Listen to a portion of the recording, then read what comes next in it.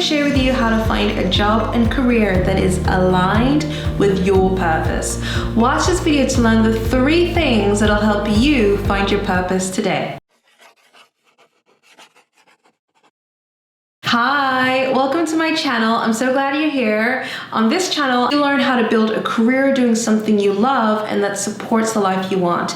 If you want to watch videos like this, then I invite you to subscribe. I post new videos every single week, and you can also click the bell button in order to get notified whenever I post new videos. Something has inspired you to find your purpose, and you might be thinking, what do I want to do with my life? But I'm not quite sure what that is. And to be fair, it is a very big question. Asking what your life purpose is like asking, who am I? And it's really hard to answer the question, who am I, in 1 or 2 words, the same way that it's hard to make a decision on what your purpose is in 1 or 2 words. However, there are a few things that you can do so that you can find a career and a job that's aligned with who you have been called on this earth to be and to do. I almost forgot to mention, your purpose is not fixed. It is not something that you have to stick to for the rest of your life.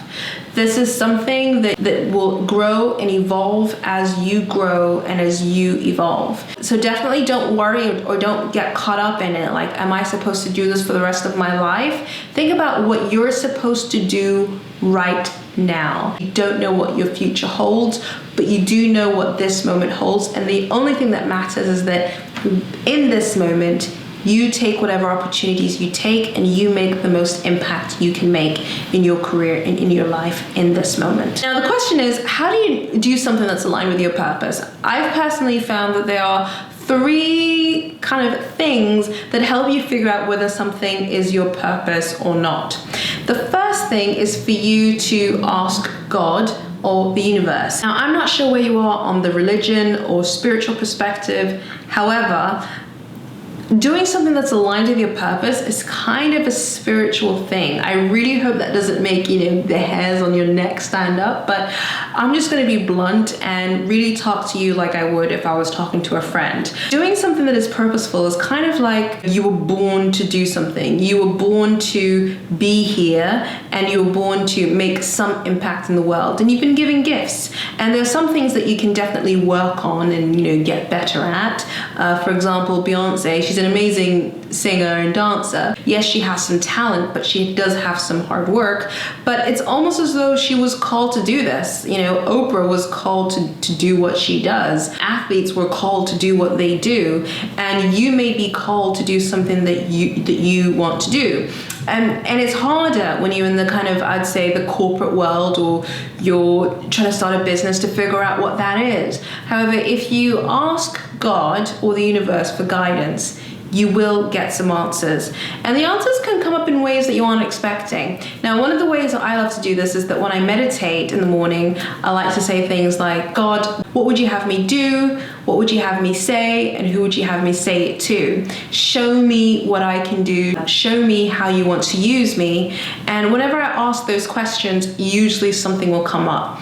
Either an idea will pop up into my mind, or I will get a letter that I wasn't expecting, or I will get a hint from someone via email, and that has been really, really helpful. Now, one of the people that I love that gives great guidance on this is actually Gabby Bernstein. Gabby Bernstein was actually the person who changed my entire career. I was doing a corporate job working in marketing, and I knew there was something else that I wanted to do. And Gabby Bernstein did a free online webinar, and she said a few things that literally changed my life. Now, funnily, I can't even remember what she said, but the things that she said created a shift in my being to the point that I decided that 30 days from now, I'm going to change jobs, I'm going to change careers. And within 30 days, I got the new job, I changed careers, and I found a job that I absolutely loved, just hands down loved, my favorite job of all time. And that wouldn't have been possible if I hadn't asked God for guidance, and that also wouldn't have been possible if I hadn't listened to the guidance that showed up. Now, if you're not spiritual and you're thinking, I don't really have a relationship with God, I don't believe in God, then just simply meditate. Just Use some quiet time, no phone, no distractions, and let the noise in your mind just kind of quieten, and just really, really focus on asking questions like, what would you have me do? What would you have me say? And who would you have me say it to? And eventually answers will come to you. Now, the second thing to think about is whether you are doing something you enjoy and are good at. I believe every single person on this planet has gifts. I really had this thought when one day I was, in the shower. I was like listening to music, whatever. And, showering is something I do every single day. However, that moment, I had this aha moment. I was looking at my hands and I realized, wow, I have hands. And it's one of those things where it's like, okay, Joy, where are you going with this? Just hang in there with me 1 second. I thought, wow, I have hands. These hands were given to me for me to do so many things with. I can go on WhatsApp. I can make food. I can hold my baby. I can hold the groceries. I can create a business, using a laptop and work from home. I can film. I can hold the camera. I can put the camera on a tripod.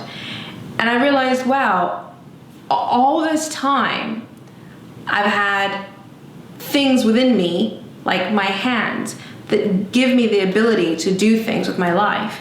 And I guess what I'm trying to say is that there are things that you probably have that will enable you to do something that you're really, really good at and that you really enjoy, that you might have overseen or you might have overlooked or you might have forgotten about.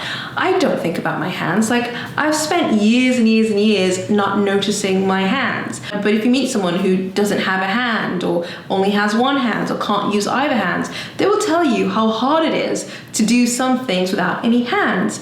But once you have hands, it's easy to forget that you have them. So I guess what I'm trying to say is that what's your hand?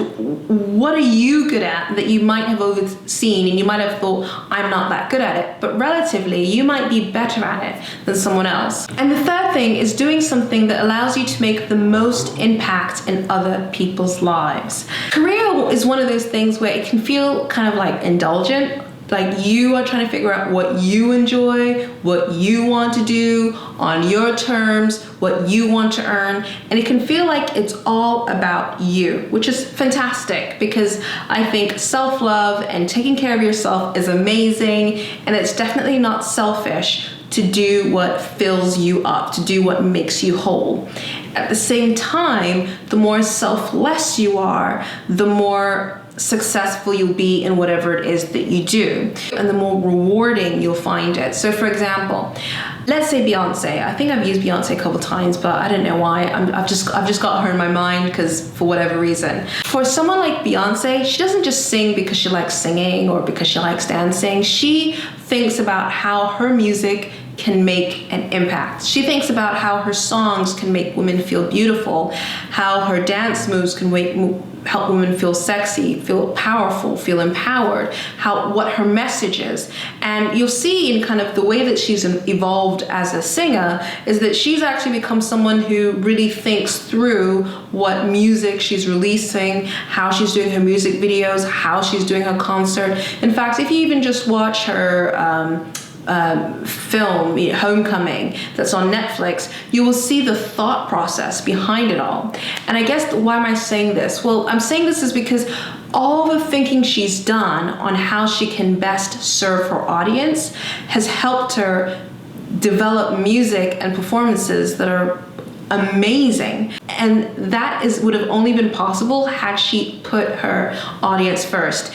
If she had, on the other hand, thought, okay, I want to sing this song because I like it and I want to put a ring on it, like if she had said that, she would not have necessarily made music that helps her connect with the audience, music that the audience connects with. So yeah, so the question is, how do you want to make an impact? How do you want to serve people?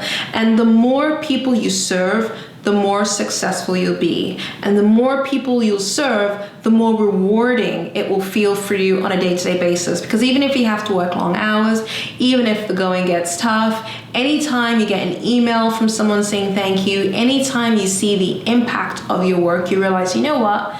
That was worth it. And that is what I'm here to do, which is really what your purpose is. It's what you feel you are here to do in this moment.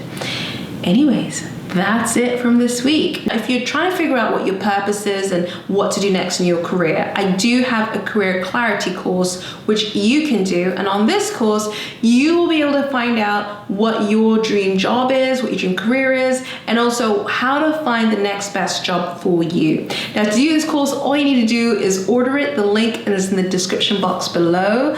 Anyways, I would love to know what you think your purpose is. Leave a comment in the box below. Thank you so much for watching, and if you like this video, please give it a thumbs up. I love creating videos for you, and I shall speak to you again next week. All right, bye.